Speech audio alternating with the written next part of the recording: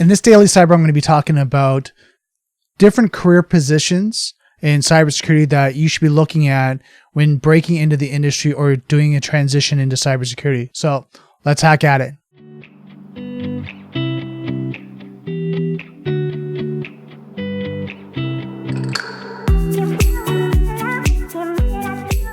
So thank you so much for watching or listening to this Daily Cyber. My name is Brandon Krieger. I'm just taking you along this journey when it comes to cybersecurity and the ins and outs of this journey, really this industry, what's going on, the things you need to know, and answering and asking the questions that a lot of people want to know about. So as I'm going through this, I'm talking to a lot of great people, as well as doing a lot of research on my own, just to kind of find out the things I want to know and the things that I'm hearing and the questions I'm hearing from other people. So today, the question really is, and I get this asked time and time again, is I'm looking to get into cybersecurity. What should I do? Or what position or what career should I be looking at in cybersecurity? And I think what happens is it's such a broad area, cybersecurity, that it's hard to choose. It's hard to look at and going, I want to choose that. And my belief is that it's hard to choose because you don't want to choose just one. You might have multiple interests in different areas, be it penetration testing. You might have an interest in developing in applications and coding. You might have an interest in, network solutions and technology that way, antivirus, anti-malware, Internet of Things, and just the list goes on and on and on. So to try to pick just one to focus on can be challenging. And there's other different factors into it, like people want to know how much money, are you going to make in these positions, because they want to see if they're, shifting to the left or the right to make, the equal amount of pay, or are they moving up in their career? So that's always a question that I get asked is like, so how much do you think I'll be making? Or, what's kind of the range of, junior to senior level people. And there's a lot of surveys online to provide that. And then again, doing research is great by asking mentors and people that are in those positions, kind of the ranges as well. Not specifically asking how much do you make, but, do they know kind of like a range in their company, what people get paid? Because from company to company can be different too. Then you got to look at education, experience, and education can be, going, through certifications and sweat equity, or it can be going through like, college and university. Neither is wrong. It just depends on how can you get into those positions and prove that what is required for those positions to be able to do the role.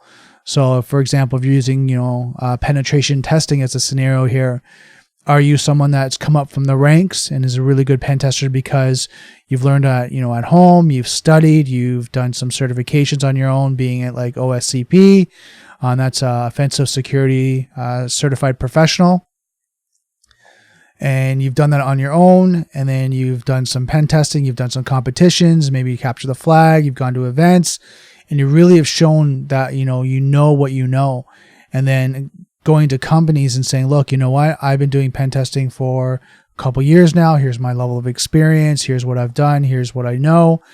That could get you into the door, right? And maybe it'd be a junior level pen tester. And then once you get in, then you start to broaden your horizons and your expertise. So I'm using that as a scenario because some people might actually go to formal school, right? And now I haven't seen personally, and correct me if I'm wrong, comment below. I haven't seen pen testing schools. I've seen computer science, cybersecurity schools, which it covers sections, and maybe courses on pen testing, but nothing very specific when you go into college or university, specifically just pen testing alone. So with that being said, then you have to look at kind of all those aspects. So let's kind of recap this.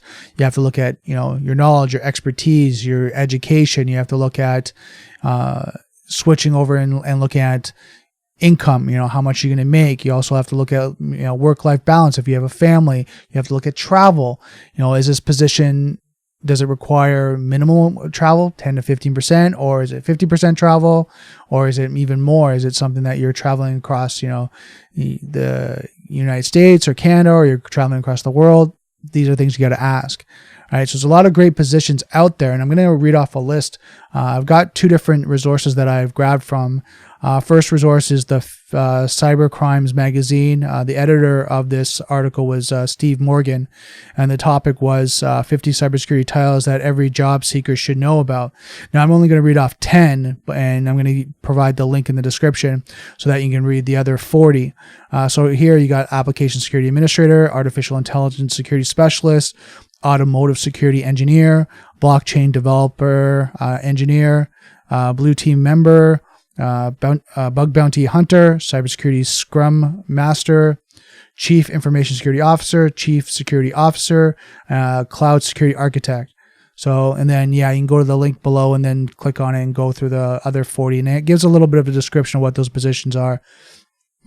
The next one is from SANS, the 20 coolest cybersecurity jobs, and I'll provide the link below. You've got Application Security Administration, Threat Hunting, Penetration Testing, Forensic Computer Analyst, Incident Responder, Security Analyst, Malware Analyst, CISO, ISO or Director of Security, Security Software Developer, Media Exploration Analyst, Law Enforcement Computer Crime Investigator, Software Validation Engineer, Security Operations Center Analyst, Vulnerability Research Exploit Developer, Security Auditor and Risk Management Specialist, Cybersecurity Analyst Engineer, Mobile Security Manager, Application Penetration Tester, Disaster Recovery Business Continuity Analyst Manager, Technical Director, Deputy CISO, Intrusion Analyst, and then Internet or IoT, Internet of Things Critical Infrastructure Security Director. So you can see, even just by that list, is so diverse. So cybersecurity is this broad area of security that you can do so much in. So you got to look at what you want to do. And my strategy, what I would say if I was going to recommend someone to do research on their position, is first, go through these lists, highlight 5 jobs or in 5 careers, 5 positions that are different that you have interest in. So if it's one with some sort of coding, application testing, then maybe there's pen testing, maybe there's a sales job that you're interested in or a position, maybe like it's a sales engineer or subject matter expert. Highlight those, look at kind of the description, and then do the research on those and give yourself some diversity of what these positions really entail, the education, the knowledge, traveling, money, all that. So it gives you some really good, background and scoping on, is this something that you're interested in? And then from there, you have to ask yourself a question. And this is really where you dig deep into yourself, is self-awareness is that something you'd want to do for the next 5 to 10 years, day in and day out? Is there stressors and pressure in that role that's going to frustrate you? Are you going to be able to, self-educate? Right? Is it something that you're going to be passionate about, that you're going to go in and day out, right? Loving to be able to read about it, to go to seminars, to do the research, to talk about it day in and day out? Or is it going to be something that's going to burn you out, that you're going to be like, okay, hold on, that's enough. Like I enjoyed speaking about it, for the first 6 months, but now it's just redundant. I'm just talking about the same thing over and over again. All right. So you really have to be self-aware and ask yourself those questions, because these positions are not easy. They're extremely hard and a lot of pressure on it, because when it comes to security, there's deadlines, projects, and if there's ever a compromise or a breach, then all the pressure's on you to look at what happened, what do you need to do, put plans in place. If you're kind of more of a technical role, you have to look at fixing it. So a lot of these things that put the responsibility back on you, where if you don't enjoy it, now you start getting frustrated, like, oh my God, here we go, and it's happened again. And then you just kind of want to push back and say, I'm not responsible for this. Where if you're passionate about it and you enjoy it, you're like, okay, you know what? Let's figure this out. Let's work together and with the team, and let's get a remediation going, and look at future resolution and fixes and technology, or even systems and processes that will help to protect against future incidents. So there's a lot of great things like that you got to think about. And this is why I'm doing these podcasts and these, recordings, is to provide this value, because I know when I was doing my research, I was getting bits and pieces here and there. Right? And, even a couple of days ago, I was at the Pro Fusion conference, which is, trade show where a lot of the camera, video, audio, lighting companies come in and, show their greatest products and what's going on in their product line. So it's exciting to see all that. But as I was talking to other people and other attendees that are there, I heard a lot of people talk about transition. I'm moving from this position to this position. I'm starting a new career, and people are videographers, YouTubers, podcasting. So you see all this transition, but the question even on their side was, well, what do I do? How do I do this? What's the technology? Oh my God!